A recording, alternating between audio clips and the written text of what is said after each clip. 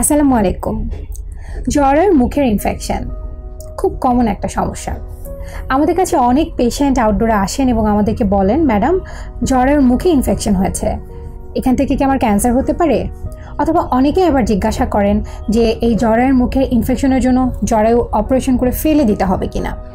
এই ধরনের নানান প্রশ্ন আপনাদের মনে। আজকে এটা নিয়ে আপনাদের সাথে একটু আলোচনা করব।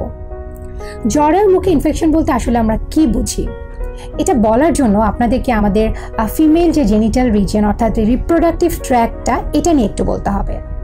প্রথমত জরায়ু, যেটার মধ্যে সন্তান আসে এবং সেখান থেকে আমাদের মাসিক হয়, এটা যে মুখটা থাকে সেটাকে আমরা বলে থাকি সার্ভিক্স বা জরায়ুর মুখ।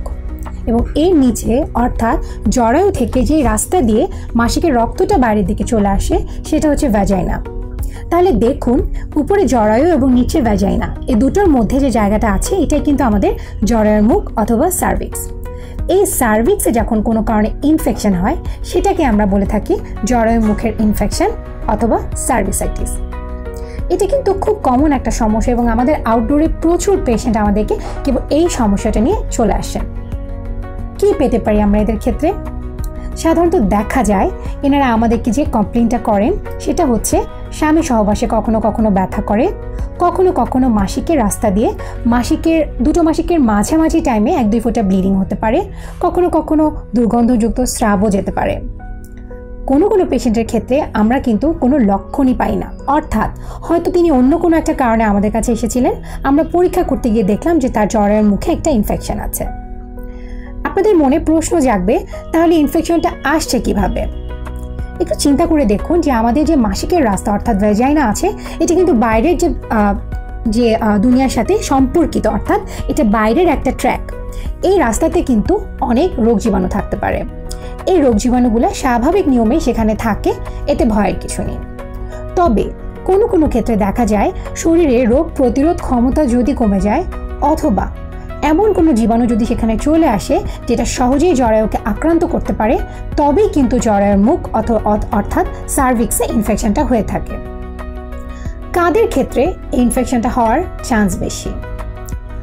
দেখা যায় যাদের ক্ষেত্রে স্বামী সহবাসে অর্থাৎ ইন্টারকোর্সের সময় কোনো কারণে কন্ডোম কম ইউজ করা হয়, অর্থাৎ যেটাকে আমরা ব্যারিয়ার মেথড বলে থাকি, এটা কম ইউজ হয়, অথবা যদি কারো একের অধিক পার্টনার থাকে তাদের ক্ষেত্রে কিন্তু ইনফেকশন হওয়ার একটা অনেক বড় চান্স থাকে এবং এই ইনফেকশনটা দেখা যায় পরবর্তীতে জ্বরের মুখটাকে ইনফেক্টেড করে রাখে।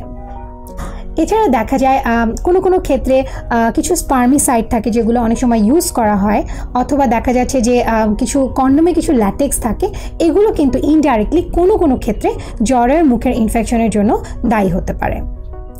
আপনাদের মনে স্বাভাবিকভাবে প্রশ্ন থাকবে তাহলে যে আমরা কিভাবে এটাকে আইডেন্টিফাই করতে পারি।